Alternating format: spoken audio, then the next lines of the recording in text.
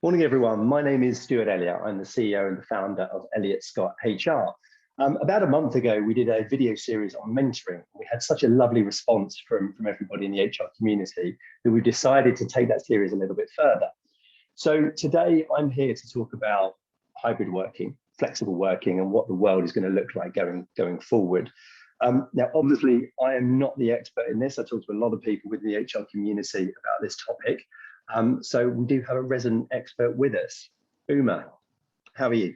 No pressure then, resident expert. Thanks, Stu. Yeah, I'm well, thank you. It's really great to chat with you like this and be invited to do this, so thank you. Perfect. So before we get into things, Uma, do you want to give a brief introduction to people of who you are and your background? Of course, yes. So I'm Uma Cresswell, and my career spans over 25 years.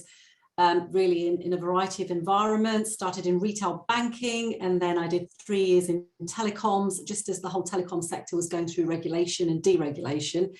Yeah. And then I ended up in the global corporate environment of investment banking and financial services in a variety of HR roles, covering, I would call, everything from an employee life cycle, sort of recruitment, right the way to when they either leave or choose to sort of do something else.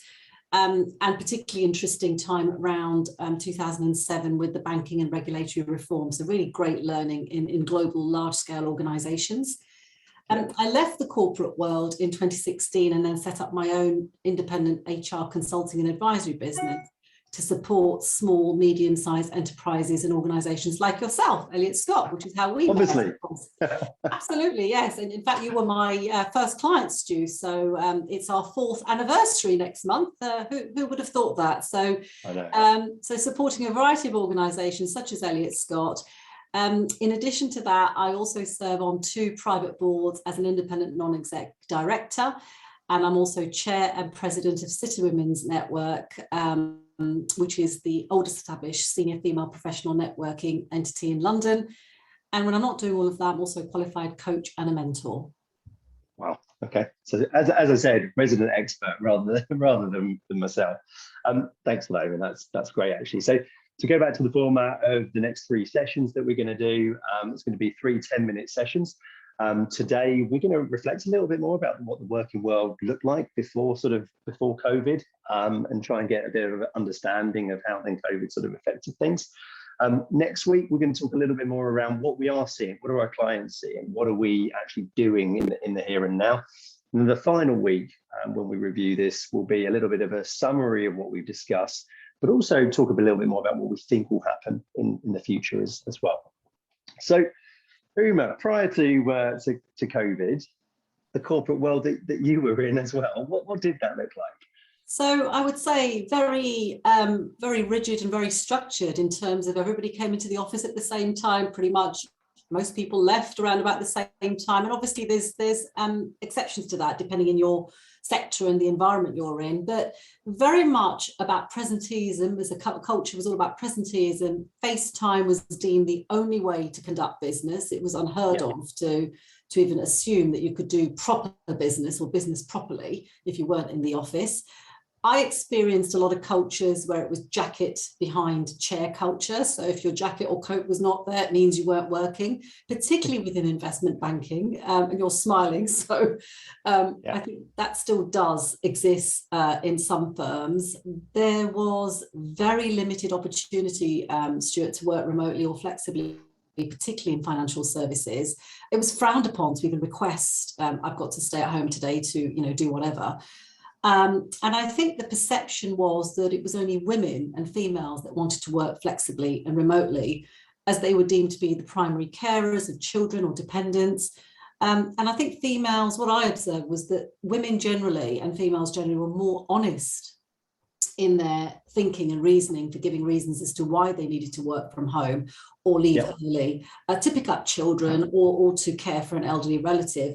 On the very few occasions that men were doing this, certainly in financial services, they would say, I'm off to a client meeting. And it did make me smile because I sort of knew what was going, but it wasn't prevalent and it wasn't talked about. And it was deemed not the right thing to say. And I think the other observations I had and I experienced was the vibe and culture was so much less about productivity. You know, that's what we talk about a lot now, and much more emphasis on being in the office and having that face time. And there was an assumption that if you weren't in the office, you weren't actually working very hard at all, you were slacking off. And of course, we've learned that that's definitely not the case over the last 18 months. I think the final sort of couple of observations and points I'd make is that there was also assumptions made, huge assumptions, inaccurate ones around if you're not in the office, you're not that committed to your career or to your role. So promotions, you know, rewards, well, there was always this bias around, well, that person's not in the office a lot, so they can't be that great, which of course is totally unrealistic and not accurate. And I think from an infrastructure and support perspective, from an IT perspective, there were latency issues, connectivity issues around working from home. And some companies just didn't have that support in place, even if they needed to. They'd have sort of disaster recovery or business continuity plans, but for a very core group of individuals. And I know one organisation that I know quite well only had 50 remote working licenses for a headcount of 250 people. So it was all of those things. It's crazy now when we look back at that world, and that's literally only 18 months ago. It is. So when you mention that, obviously listening to that, it sounds prehistoric almost, like the way we're sort of talking. But flexible working was a thing back then.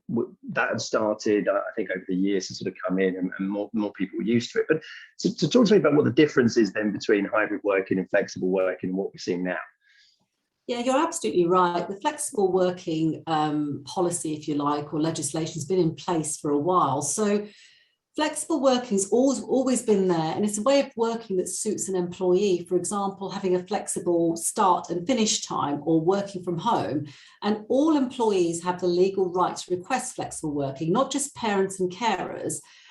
So it's a much more formal working arrangement. Employees have to make a statutory application to request flexible working, and then employers have to review that with business needs in mind. So it's always. I should say on that, legally we're talking about UK there, aren't we? Absolutely, yes, absolutely right. For the UK arrangements, these are UK policies that I'm referring to. And so then the employer would review that request to work flexibly with their business needs in mind, but it's a much more structured, regimented, fixed arrangement. Yeah.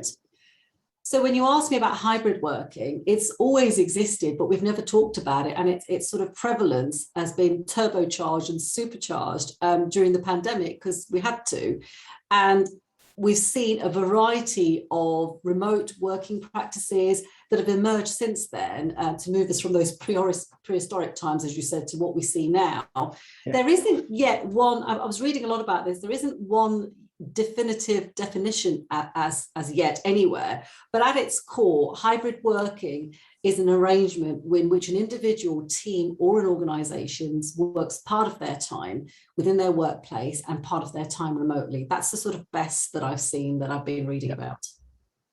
Yeah, it's an interesting concept, I think too, in terms of, I think, the interpretation of it as well. And I read an amazing article actually, which I'll send a link around to as well in the Economist just recently, that to say that people potentially at home, they work harder but not smarter. Is that something you see? Yeah, I'm hearing a lot from the HR coffee forums that we run as Elliott Scott, talking to heads of HR. That the working day has got longer. So all the prehistoric aspects that we just referred to seems to have been blown out of the water. So people are not commuting. They're not popping out for their sandwich for half an hour, 40 minutes. They're not popping to the water cooler. So actually you're on it from the minute you wake up. And because there are none of those breaks, and you're not leaving to catch a train or whatever you needed to do, your working day has got longer. And productivity, certainly in financial services, on average, they're reporting between 20 and 30% rise in productivity, which is phenomenal. That in itself then has other challenges, which I'm sure we'll talk about perhaps in another session. Yeah, it really does, Uma. And actually, it's interesting just even starting this conversation, because it's leading me to so many more questions. But conscious of time, and obviously we said to everybody that we're going to keep this down to the 10 minutes. Obviously next week, we're going to talk a lot more about what it is we're seeing. So we'll go through some of the examples that we're seeing in terms of some of our clients. But I think the reflection point today is really important, like where we were and actually how far we've come in just a short space of time. So look, Uma, on that note, thank you so much for your time today.